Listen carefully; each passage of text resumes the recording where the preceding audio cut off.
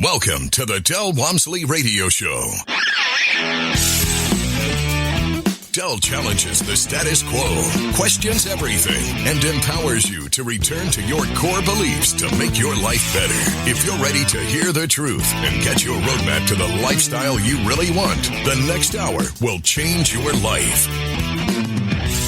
And now, your host, self-made millionaire, national award-winning investor of the year, CEO and founder of Lifestyles Unlimited, Del Walmsley. Welcome to the Del Walmsley Radio Show, where the hype ends and the help begins. I'm your host, Del Walmsley, and as always, we're working on your financial freedom. Well, my friends, I don't know how you see economists. I don't know if you put much stock in what they have to say. Maybe it's just a giant arrow pointing in a direction. Most really good economists that I know, met personally, say that, they get about 50% of the stuff right and 50% of the stuff wrong. But I think a good economist is the ability not just to predict where the economy's going, is to predict what that change will mean to us as a society. And I get a lot of people that threw this report at me. It's a report from Marcus Millichap, which is a commercial brokerage firm in the country. And they've got some guy named Ken Gronbach. And I apologize, I don't know the guy. I've never heard of him before. I know a lot of economists that are pretty well known, but I've never heard of this guy. So I guess they just needed somebody new to say what they wanted to say. I don't know. But for whatever it's worth, we're going to cover this today and see if it makes any sense to us and make some decisions and discussions about what's really going on in this world, right? So we go down here and we read, it says, the key to the future is its history. Here are some of the takeaways. Number one, baby boomers. That's 1945 to 1965. That would be me, born 1945 to 1965. It actually would be my dad. No, my dad was 34, so I guess it isn't. So it's just my generation. In fact, I'm probably right in the middle of that. 56 is right in the middle of that. I am dead center, a boomer. Says they are no longer the largest generation in the U.S. There you go. We are no longer the ones making the power decisions. Boomers have the cities, will be the saviors of the cities by moving back in the city within walking distance of entertainment, sports, culture hubs, as well as healthcare and hospitals. All right, so they're saying that baby boomers, as they age, are going to want to move back to the cities. I don't see that, especially if the Democrats stay in control and crime gets worse and worse and worse. I don't see old people want to walk around the cities. I don't see them want to be on mass transit. I don't see any of that. I don't know why you do, but I don't. Let me tell you what seniors are really like once they become unsympathetic to taking care of themselves. I used to own a senior citizens home. To get in, you had to be 55 years of age or older to get in. And so everybody there was 55 or older.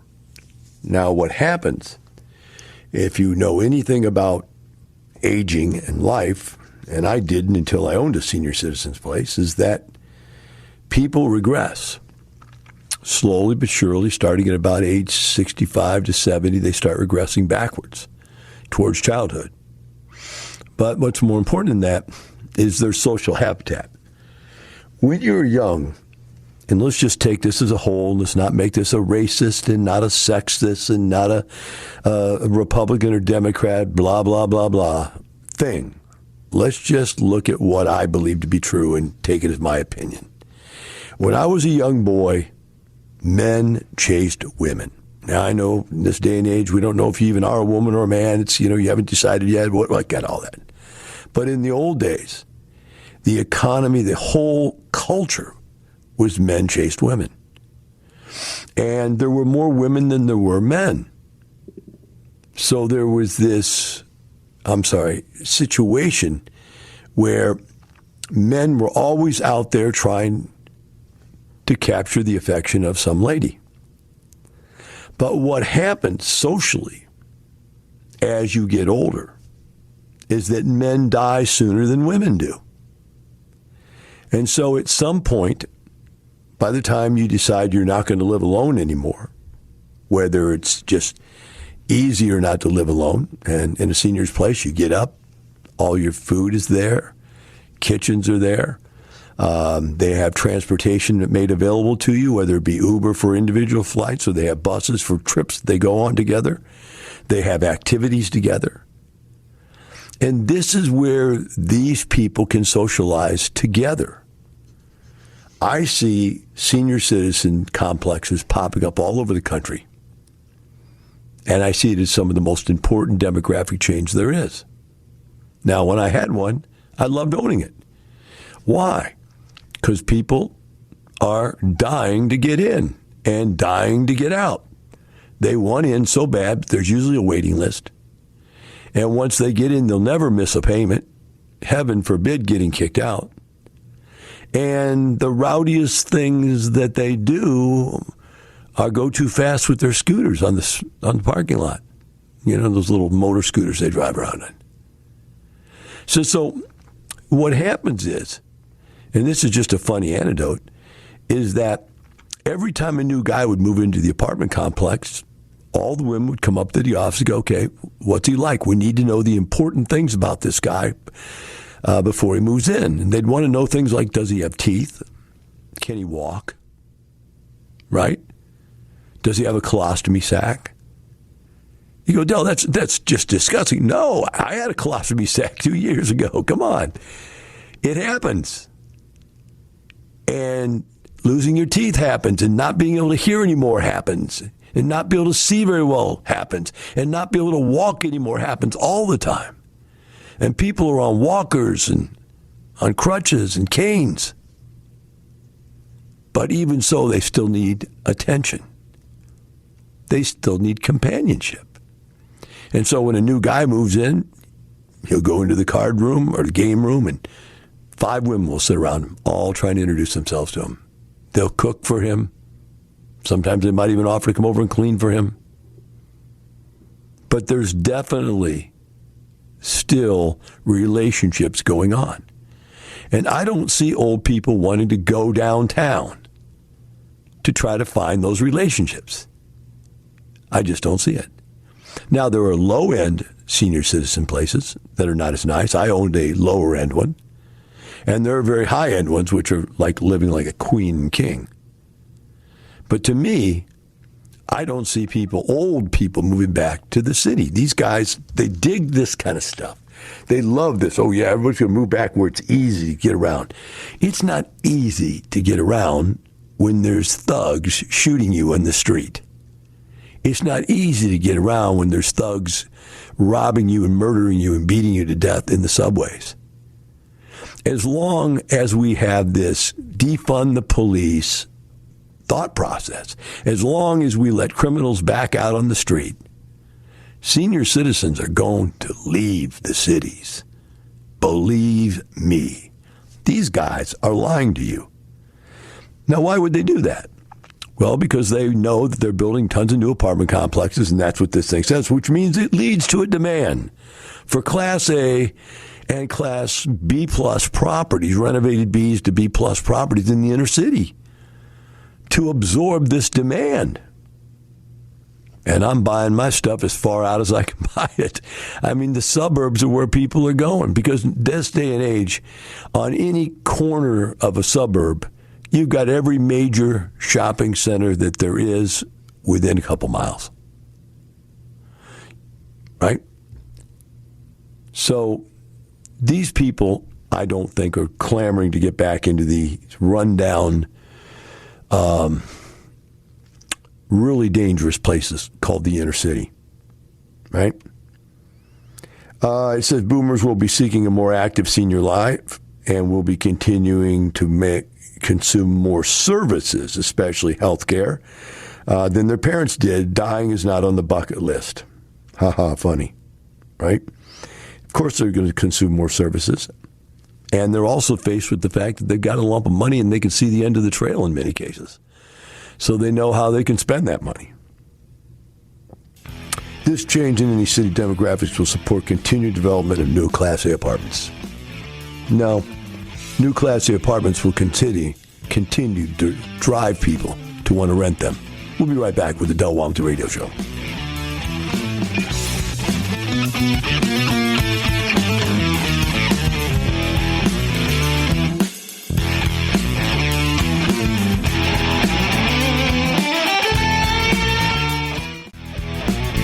Welcome back. Now here's some more unconventional wisdom to set you free from the man on a mission to retire America, one person at a time, Del Walmsley. Welcome back to the Del Walmsley Radio Show. Today we're going over some data put out by Marcus Millichap, one of their economists. And the first segment, we covered baby boomers. Second segment, we're going to cover Generation Xers, which are people born 1965 to 1985. Quote unquote, there's only 69.6 million of them. And they're a smaller generation without enough people to replace aging baby boomers in management. So this would be our kids, right? So let's read about what it says, and then I'll make my comment as how I feel about it. Baby boomers will work until an older age due to lack of qualified replacements. Okay? Because Gen X is just too small to replace all the boomers in leadership. Boomers must groom Gen Y millennials, that would be the next generation, as well as Gen X to replace them. This becomes an issue because boomers have created myths around Gen Y millennials and their work ethic, largely due to technology making work look different than boomers were young. Immigration, especially from Latin America, filled the number gap between Gen X and demand for labor in the U.S., although the speaker feels that they will be able to fill the leadership gap. I believe they're going into a period of greater separation between haves and have-nots, and that will affect Gen X and immigrants in this large group, preventing their rise of leadership to corporate America. In my opinion, Gen X and the immigrants from the time frame will continue to be a lost generation. They have simply had too many economic hits based on the timing of economics and the geopolitical crisis during their lifetime, preventing them from getting good economic starts and hitting them financially at key points in their lives and careers. All right. Whole bunch. Bottom line is there's not as many of them. Why?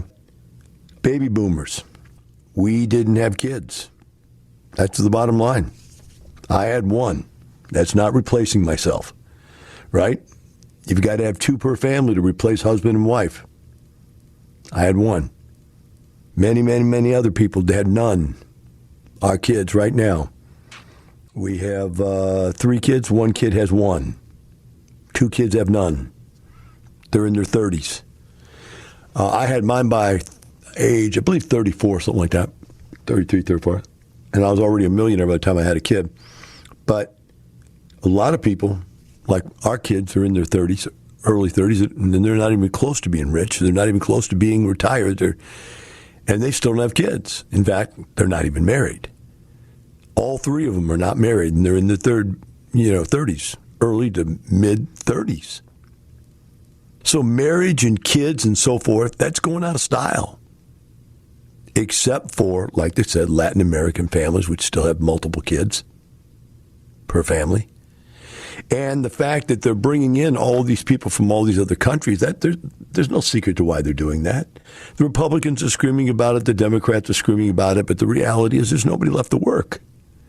Our kids are spoiled brats. They'll do phone work. If they can sit on a phone all day, if there's something they can do, they can sit on a phone and play with the computer, they might do it. But there's nobody going back into the labor force. There's nobody out there right now learning trades. I see it all the time. There's big, giant programs to try to get people to go into trades and get trade degrees. Right now, you can't build stuff. There's nobody out there to build anything.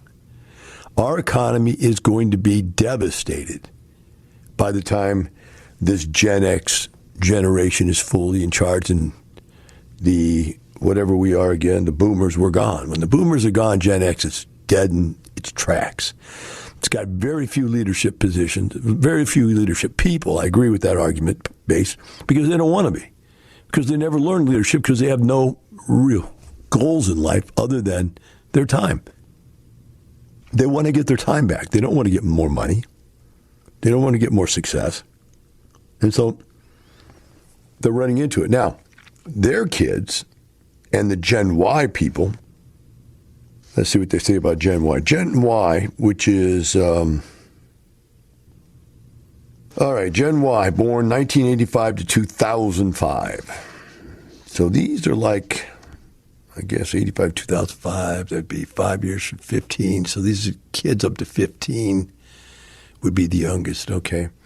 So these are our eldest kids and our eldest grandkids, I guess, whatever. Often called millennials, have surpassed boomers by about 10 million people. The fact is, driving force behind the future success of our industry, which they're talking about the apartment industry. Gen Y was late getting started for a variety of reasons. We have started to see an impact on our industry in past few years, and the pace is picking up as the generation begins to marry and have kids later in previous generation. Gen Y loves the city, but will move to the suburbs to raise their kids, seeking more space and better education. Gen Y is more likely to rent, both single-family and multifamily units than previous generations. This should lead to the development and the renovation of large apartment units in the second and tertiary markets. Single-family home sizes in the suburbs may be too big for millennials who are less attracted to consumption. This would indicate that our current model of a 322 property of 2,500 square foot and under will remain the strongest demand for rental.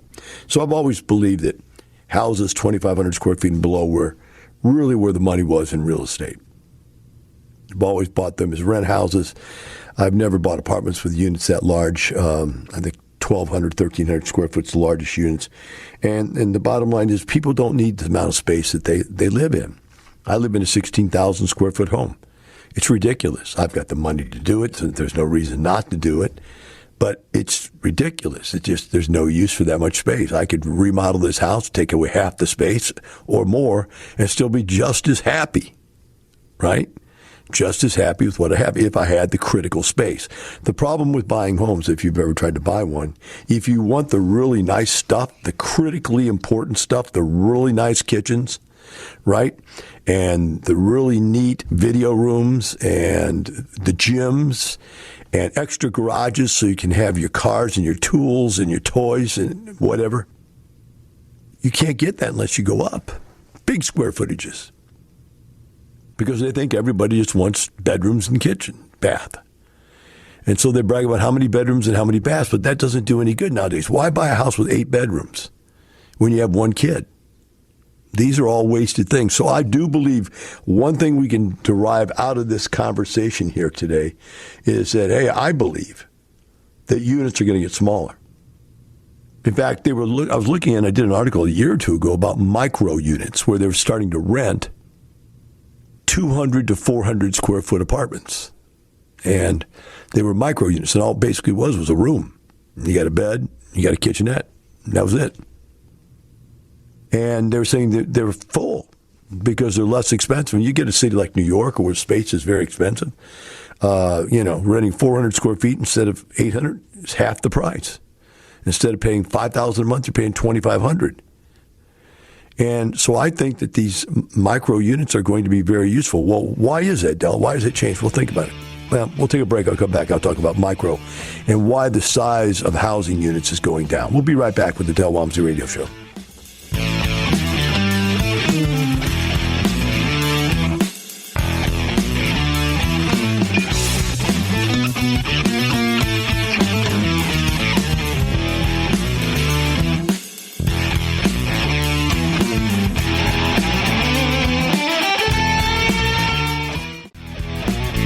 Welcome back. Now here's some more unconventional wisdom to set you free from the man on a mission to retire America, one person at a time, Del Walmsley. Welcome back to the Del Walmsley Radio Show. Today we're covering an article that's put out by Marcus Millichap by an economist by the name of Ken Gronbach, I believe. And we were in the middle of covering the Gen Y generation, which was the 85 to 2005 birth. They call them millennials. And we were talking about how they're saying the Gen Y people don't need as much space. They don't crave big houses. They don't crave large apartment complexes or large apartment unit size. And what I want you to think about is this. If you could see my hands right now, you would see I'm holding a cell phone. I have it with me everywhere I go. In fact, my wife and I got in the car the other day to go eat dinner, and she got halfway out of the driveway and realized she didn't have her phone. And she goes, oh, God, oh, my God, should I go back? Should I go back? Should I? And she goes, I guess I don't really need it. And I said, you really think that? So don't you think you'll be crazy sitting at the bar when we're sitting there eating, not looking at your phone, not knowing what to do when I'm looking at my phone, not wondering who's calling you, not calling you? See, today, in this day and age, people live by the cell phone. And what has that done? Well, first of all, I remember when I was a kid, when I was 19, 20 years old, I wanted the largest set of speakers I could buy. I wanted the most number of speakers I could stick in a room. I wanted a high-fidelity turntable. And I never, ever would have believed music could come out of a phone and sound anything close to being music. In fact, today, I still don't believe it sounds the same. I know people that are younger don't know the difference, but high fidelity coming off of a turntable, it was so much better, especially with those giant speakers instead of those little earbobs.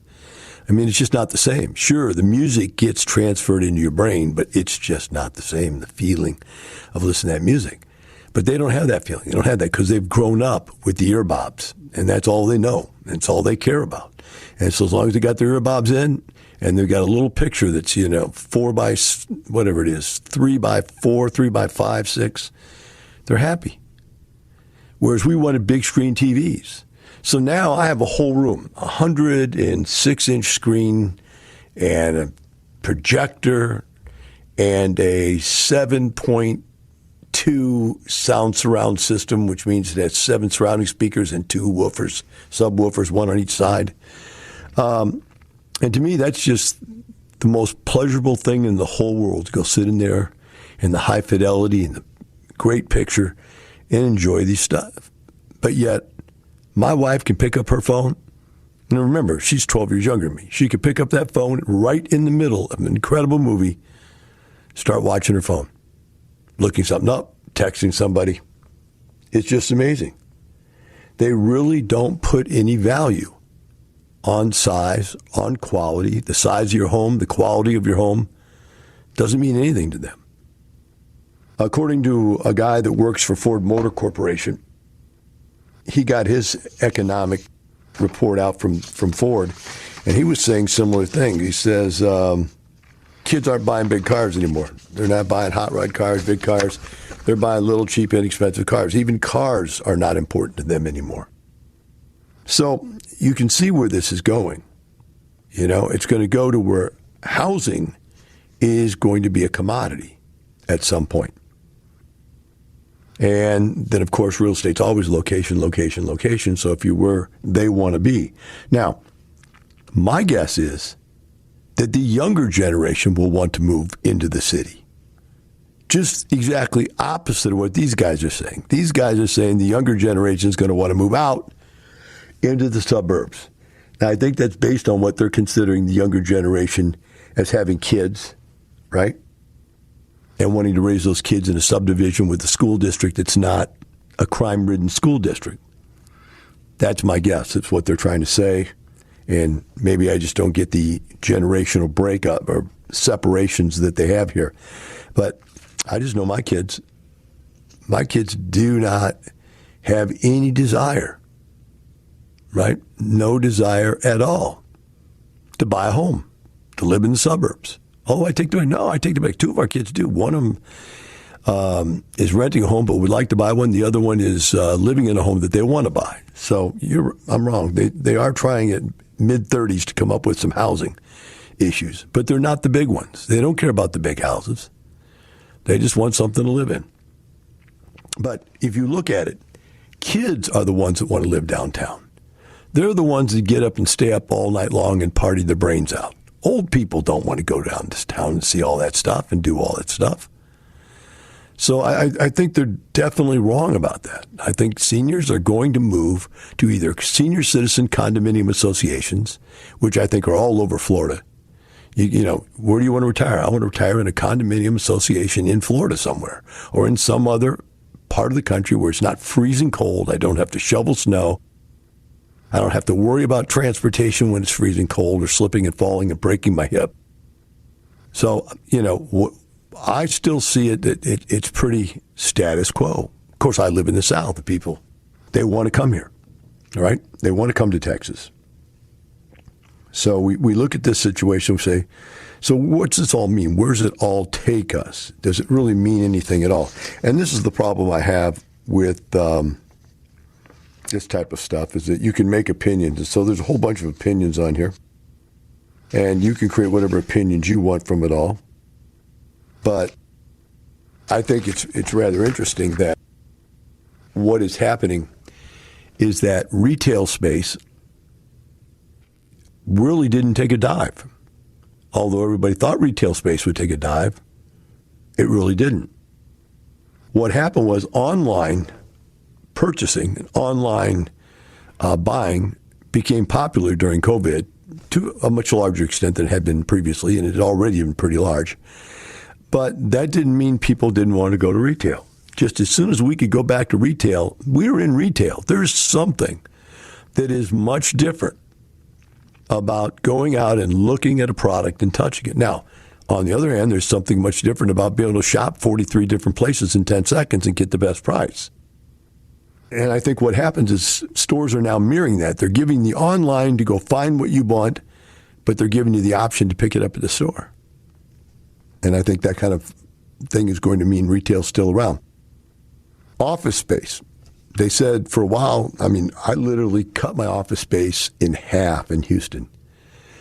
And we didn't need it. We just stopped meeting in the office. Now, we still have seminar space, and we use it now again. But the office space, virtually vacant. And if it comes time to rent again, we probably won't lease that much space again. Other companies have found that people didn't like working from home as much, although you get all these reports, everybody love working from home, want to stay there, right? And they don't want to come back. And then you get reports, well, but you're much more productive at work. And, you know, the bottom line is they want to see you and know you're there working. That's what it comes down to. They want control, manipulation over you. At home, they really can't control you, whether you're walking the dog or playing with your kid or on the phone to your best friend or, you know, playing some kind of online game. They don't know. And they know they don't know. And so they don't really have any way to track how much work you're really doing. And so they want you back. So office space probably will be configured differently. I heard reports about them saying that because of COVID, they don't want to have big communal spaces anymore where everybody gets everybody else sick. They want to have smaller, more private spaces.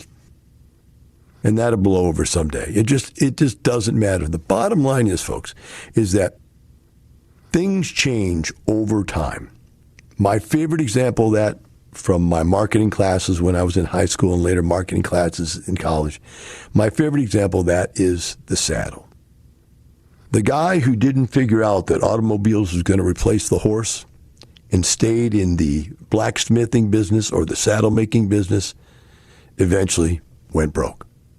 That's all there is to it. But the saddle maker who decided to make seat covers for automobiles made it rich. And the iron worker that was taking care of blacksmithing for the horses, who changed over to being an iron worker and expert for the auto industry, became rich. Yeah, you'd have to see that these industries don't go away. They just morph to the needs of the public. So housing is not going away. It may morph to smaller units. It may morph to more amenities at those units. Or it may morph to no amenities at the units and go to bare bones and really be an economic driver for lowest cost, best product at lowest price. It could be it and all of those things. Because some people like something, somebody likes something else. The bottom line is Housing is here to stay. We're deep into housing, and it's not going anywhere. We'll be right back with the Del Walmsley Radio Show.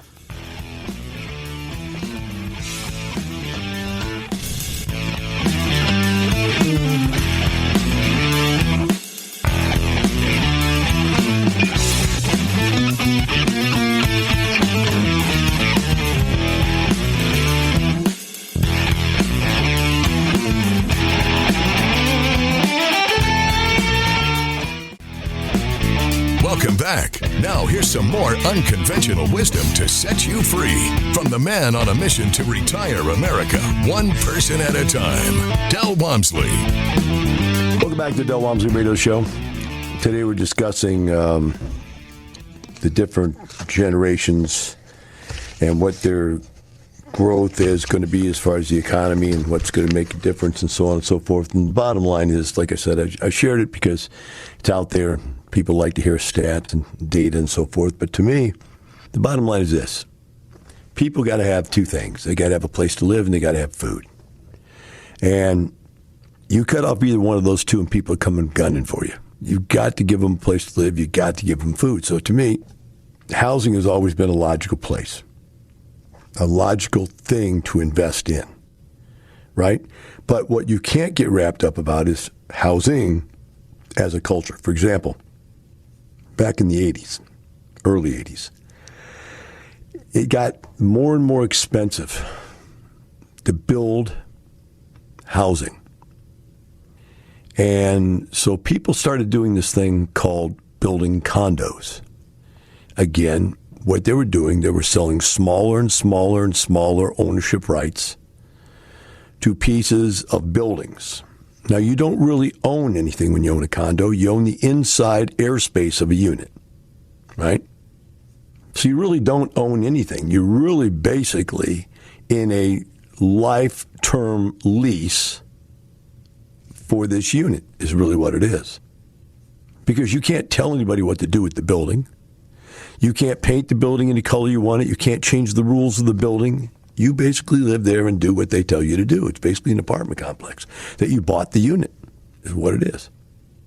And so they started condoing and condoing and condoing, and pretty soon they wanted cheaper and cheaper and cheaper because the condos were getting more and more and more expensive to where they're almost expensive as a house. And so they started taking old apartment complexes and renovating them into condos. Again, the apartment units were what everybody lived in. Now they were changing their usage and turning them into condos, redoing the interiors, make them unit by unit efficient as far as it had self-contained electric, self-contained water meters, and so on and so forth. And they were selling these off, calling it condoing an apartment complex. I saw this for what it was. It was the end of an era. It was an end of an era where they couldn't sell condos anymore unless they could build them for next to nothing by renovating an apartment complex.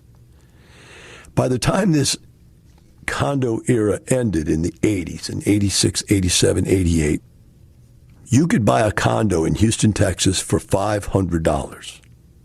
Now, I don't mean $500 a month. I don't mean $500 down. I mean $500, period. Now, how did that happen? Well, the concept of the condominium doesn't work. You have a homeowners association run by people who have absolutely no idea what they're doing, maintaining a product that they have no idea how to maintain, and in constant conflict with each other on a building that is deteriorating away over a long period of time, that they have not thought about that long-term cost of deterioration. Most apartment complexes survive because they have either an owner that's willing to every 5 years renovate them up to normal again, or every 5 years they sell them and a new owner buys it and goes and renovates it completely. But that wouldn't happen in condos. So all of a sudden, this $100 a month homeowners association fee or $50 a month homeowners association fee became $500 a month. And that's not counting the fact that they were selling these things to you for $40, $50, $60, $80, $100,000, and you had to pay mortgage payments, taxes, insurance, and this condo fee. And pretty soon everybody just let them go. And they were worthless. Same thing with timeshares. They became worthless. In fact, people are paying to get rid of them now. Same kind of thing happened with the condo. So this trend, so to speak, I saw it come and I saw it go. Did I ever buy condos? I bought one when I was a young kid, buying my first place to live.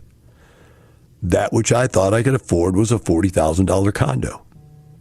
I kept it for 27 years, lost money on it every single year. I only lived there a couple of years, and then I rented it out and moved to something nicer. Lived there, owned it for 27 years, rented it out, lost money every single year. And the last year, I finally just gave up and said, Del, you're an idiot. Why'd you ever buy this? And I sold it for $27,000. It's the only piece of real estate I've ever lost money on, a condo. So when I tell people don't buy condos, right, I tell people don't buy student housing. I had a friend that did like 3 or 4 really good deals, made a lot of money, just super returns, 100, 200, 300% returns on their deals on apartments. Then they bought, you get this thing called Midas touch, and you believe that everything you touch turns to gold, and they decided to do student housing. All of a sudden, somebody decided that student housing was a great thing to do, and they got caught in the wind of the sales of the student housing industry. Bought student housing, and they built thousands of new units all around them. And then COVID happened, and people went out of school. And you know the rest of the story. But you shouldn't have bought student housing. I told you, go to the back of the book. What does it say? What do I make you write in the back of the book? I will not do what Del said to do, which was I told them not to buy student housing. But they did it anyway. Had another guy buy weekly housing, buy a hospital. Concept was people were dying of cancer over by the cancer center, that people would come in and stay for weeks at a time with their sick family getting cancer treatment, and that there was a waiting list for these people, and it was always full, and they charged way more than they charged for rent because it was short-term housing. Told them not to do it. What did they do? They did it. What happened? They lost all their money. So you see, my friends, the reason we've been successful for 30 plus years is because we buy basic housing. When I was doing single family houses, I did 1 bedroom, 1 bath, 2 bedroom, 1 bath, 2 bedroom, 2 bath, 3 bedroom, 1 bath, 3 bedroom, 2 bath. I think the largest thing I ever bought was a 1,200 square foot, 4 bedroom, 2 bath. And that's, think about how big the bedrooms are when it's 1,200 square feet total for 4 bedrooms.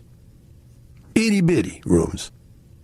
I always bought the smallest stuff I could buy. Never bought the biggest stuff. When I bought apartments, I always bought small apartments. Small units. Why? Because that's what rents forever. Hope you enjoyed it. We'll see you again tomorrow. And remember, it's not the money, it's the lifestyle.